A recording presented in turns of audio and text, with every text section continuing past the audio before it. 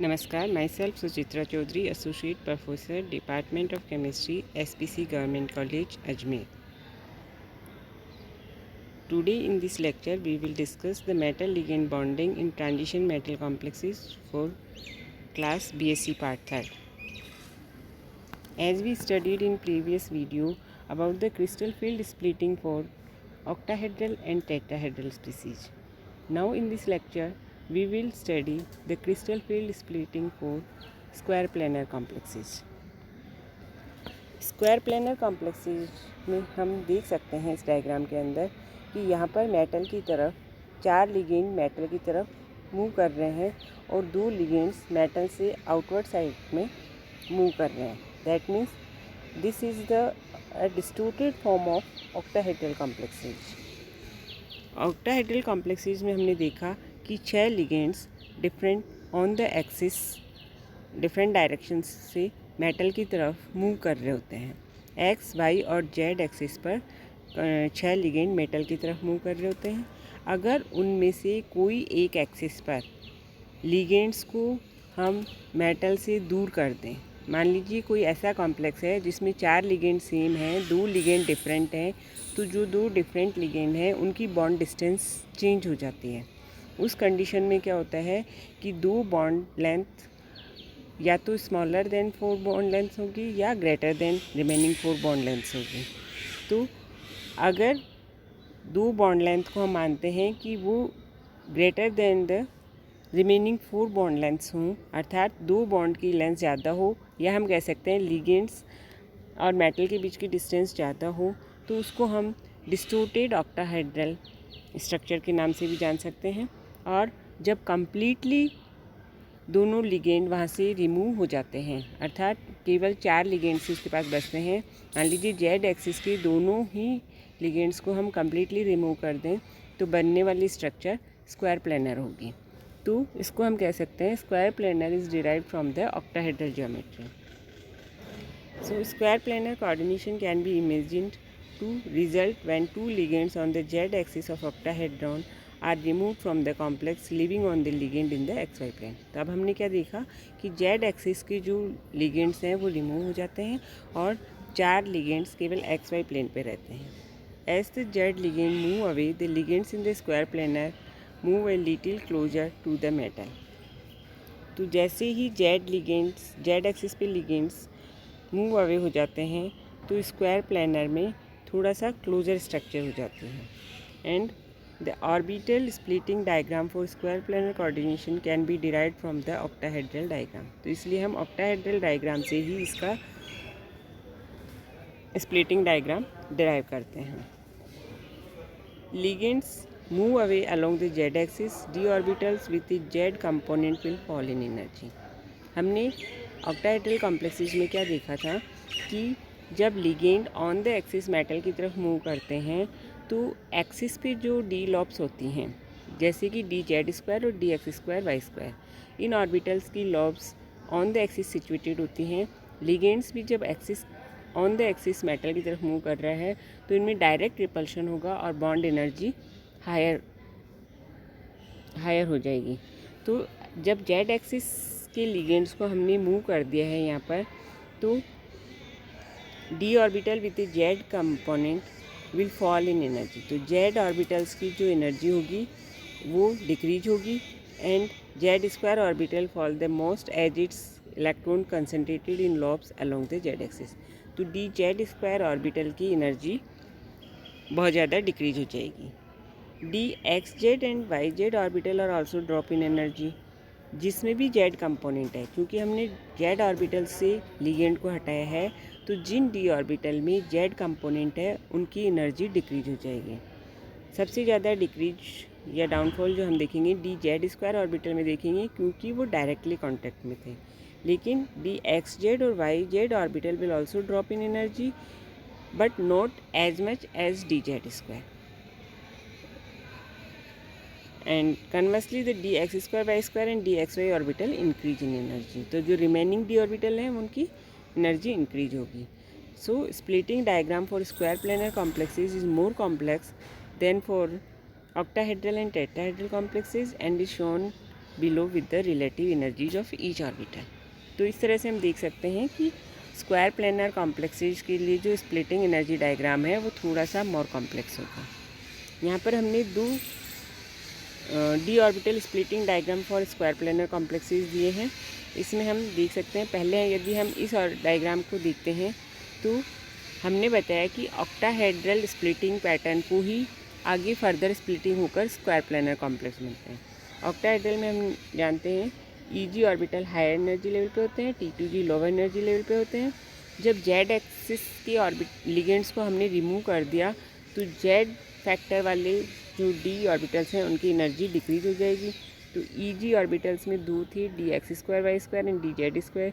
तो dz² की energy decrease हो गई और dx² की थोड़ी सी इंक्रीज हो गई। इसी तरह से T2G ऑर्बिटल में जो जेड फैक्टर वाले डी ऑर्बिटल थे dxz एंड dyz, इनकी एनर्जी भी डिक्रीज हो जाएगी एंड dxy की एनर्जी थोड़ी सी इंक्रीज हो जाएगी।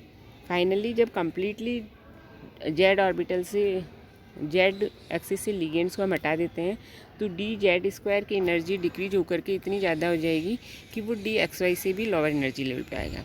तो फाइनल जो अरेंजमेंट ऑफ लिगेंड्स होगा वो इस तरह से होगा, dxz एंड dyz ऑर्बिटल सबसे लोअर एनर्जी लेवल पे होंगे।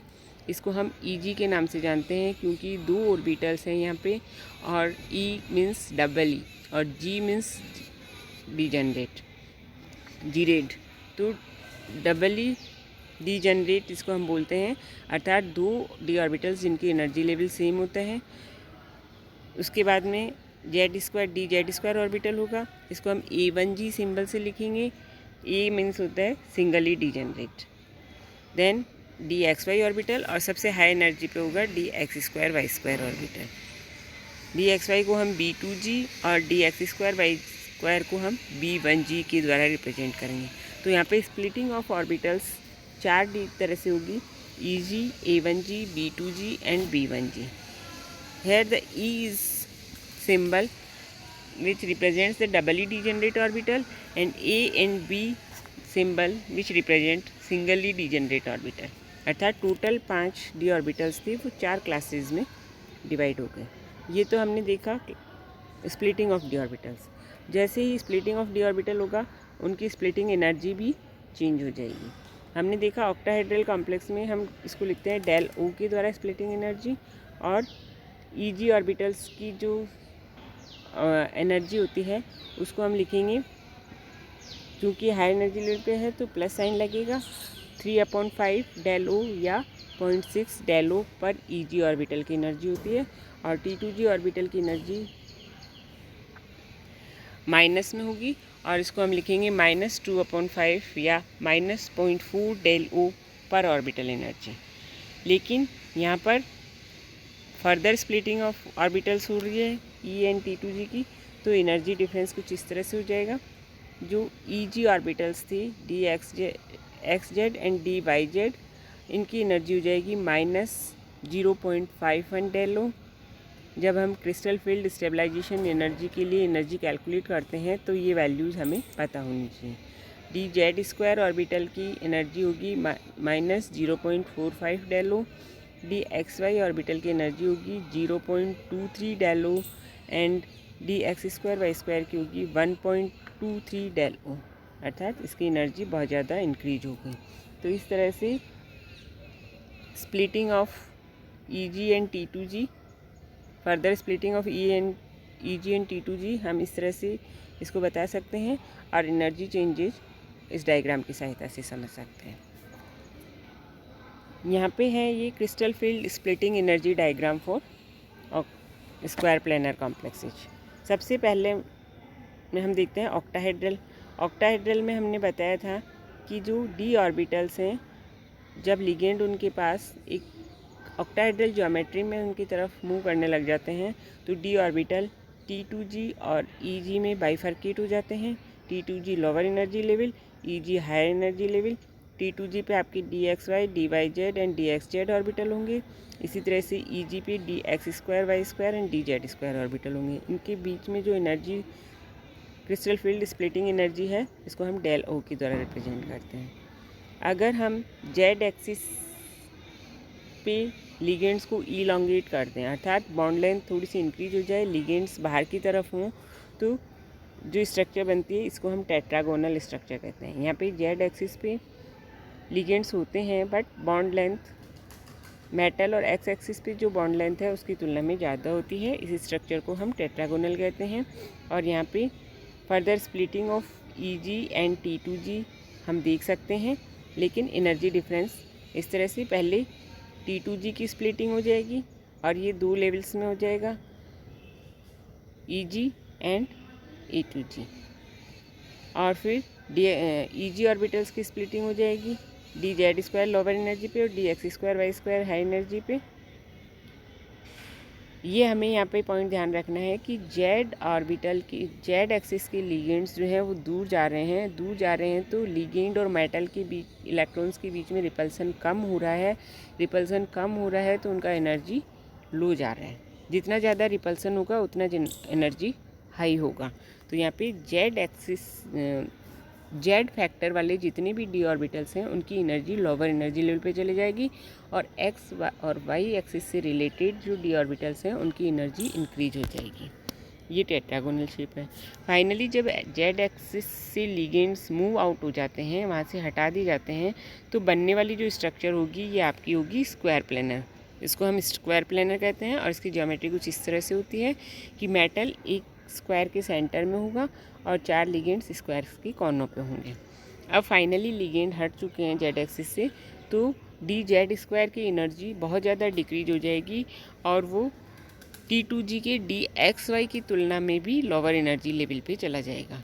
तो फाइनली जो अरेंजमेंट हम देखते हैं एनर्जी का वो इस तरह से, सबसे लोअर एनर्जी होती है dxy dyz, then dZ², then dxy, and highest energy होगी dx²y² की। तो इस तरह से हम इसको समझ सकते हैं कि ऑक्टाहेड्रल से स्क्वायर प्लेनर ज्योमेट्री में मूव करने पर स्प्लिटिंग ऑफ डी ऑर्बिटल्स किस तरह से चेंज हो जाता है। अब हमने सभी ज्योमेट्रीज की स्टडी कर चुके हैं। यहाँ पे मेनली 3 ज्योमेट्री हमने देखी, square planar, tetrahedral and octahedral. Normal सबसे ज़्यादा फेवरेबल जो कंडीशन होती है, कोई भी मेटल ऑक्टाहेड्रल कॉम्प्लेक्स बनाने की कोशिश करते हैं, क्योंकि वहाँ पे 6 लिगेंड्स मेटल की तरफ मूव करते हैं और एनर्जी जो होती है वो ज़्यादा मात्रा में रिलीज होगी। जितनी एनर्जी रिलीज होगी बनने वाला कॉम्प्लेक्स उतना ही स्टेबल होगा। तो अब हमें 2 क्वेश्चन अराइज होते हैं, when to expect tetrahedral geometry and when to expect square planar geometry. Normal conditions में वो ऑक्टाहेड्रल बनाएगा, लेकिन किन कंडीशंस में कोई मेटल टेट्राहेड्रल ज्योमेट्री बनाता है। तो इसके लिए हमें देखना है, if ligands are larger so is to avoid ligand repulsion. यदि लिगेंड लार्ज साइज का हो तो वो टेट्राहेड्रल ज्योमेट्री फेवर करेगा, क्योंकि टेट्राहेड्रल में 4 ही लिगेंड्स होते हैं तो लिगेंड रिपल्सन कम होगा। In case of metal ion with 0 crystal field stabilisation energy, for example D0, D5 and D10, यदि मेटल आयन जिसके पास 0 क्रिस्टल फील्ड स्टेबलाइजेशन एनर्जी हो, उस कंडीशन में भी टेट्राहेड्रल ज्योमेट्री बनती है। जैसे MnO4 निगेटिव, यहाँ पे D0 कॉन्फ़िगरेशन है, FeCl4 निगेटिव, यहाँ पे D5 कॉन्फ़िगरेशन है इन high spin, and ZnCl4 2 minus, यहाँ पे D10 कॉन्फ़िगरेशन है। इन कंडीशंस में टेट्राहेड्रल कॉम्प्लेक्स बनते हैं। क्रिस्टल फील्ड स्टेबलाइजेशन क्या होती है, हाई स्पिन लो स्पिन कॉम्प्लेक्सेस क्या होते हैं, इनको हम नेक्स्ट क्लास में डिटेल में स्टडी करेंगे। Then in case of metal ions with small crystal field stabilization energy, D2 and D7 will also favor the tetrahedral geometry. For example, COCl4 2 minus D7 in high spin state, यहाँ पे crystal field stabilization energy -0.8 del versus 1.4 del T, अर्थात जब वो tetrahedral बनाएगा तो उसकी geometry 1.2 del T होगी, और ऑक्टाहेड्रल बनाएगा तो वो 0.8 del O निगेटिव में होगी। नेक्स्ट आता है आपका when to expect square planar geometry. Square planar geometry भी स्पेशल कंडीशंस में बनती है कि कोई भी ऑक्टाहेड्रल कॉम्प्लेक्स कब स्क्वायर प्लेनर कॉम्प्लेक्स में कन्वर्ट होता है। In the case of D8 metal and strong ligands, यदि हम D8 मेटल्स को देखते हैं, जैसे निकिल या उसके ग्रुप के और मेटल्स पैलेडियम, प्लेटिनम एट्सेट्रा, तो हम देख सकते हैं कि उनमें स्क्वायर प्लेनर ज्योमेट्री बनती है। Nickel in the presence of strong field ligand such a cyanide forms a square planar complex. जब फर्स्ट ट्रांजिशन सीरीज का D8 मेटल जैसे कि निकिल, ये केवल स्ट्रॉन्ग फील्ड लिगेंड्स के साथ में ही स्क्वायर प्लेनर कॉम्प्लेक्सेज बनाता है, लेकिन सेकेंड और थर्ड रो के D8 मेटल जो होते हैं वो वीक फील्ड लिगेंड के साथ भी और स्ट्रॉन्ग फील्ड लिगेंड के साथ तो बनाते ही हैं, वो वीक फील्ड लिगेंड के साथ भी स्क्वायर प्लेनर कॉम्प्लेक्सेज बनाते हैं, क्योंकि वहाँ पे मेटल जो होती है वो स्ट्रॉन्ग फील्ड मेटल के रूप में काम करती है।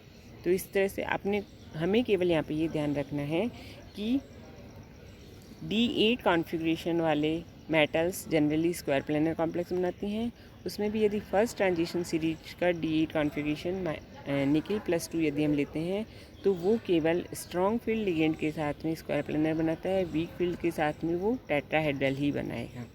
लेकिन यदि हम सेकंड और थर्ड रो की ट्रांजिशन मेटल D8 कॉन्फ़िगरेशन वाली लेते हैं तो वो स्ट्रॉन्ग फील्ड के साथ साथ वीक फील्ड लिगेंड के साथ भी स्क्वायर प्लेनर कॉम्प्लेक्सेज बना सकते हैं। तो इस तरह से हमने तीनों ज्योमेट्री का डिटेल में स्टडी हम कर चुके हैं, octahedral, tetrahedral and square planar कि उनमें क्रिस्टल फील्ड स्प्लिटिंग किस तरह से होगी। अब नेक्स्ट क्लास में हम स्टडी करेंगे क्रिस्टल फील्ड स्टेबलाइजेशन एनर्जी। दोनों का शॉर्ट नेम सेम है, क्रिस्टल फील्ड स्प्लिटिंग एनर्जी जिसको हम डेल के द्वारा रिप्रेजेंट करते हैं। सेकंड टर्म आता है क्रिस्टल फील्ड स्टेबलाइजेशन एनर्जी, दोनों को ही हम CFSE के द्वारा रिप्रेजेंट करते हैं, बट इसमें आपको कंफ्यूज होने की ज़रूरत नहीं है, हम इसको और डिटेल में नेक्स्ट क्लास में स्टडी करेंगे। Thank you.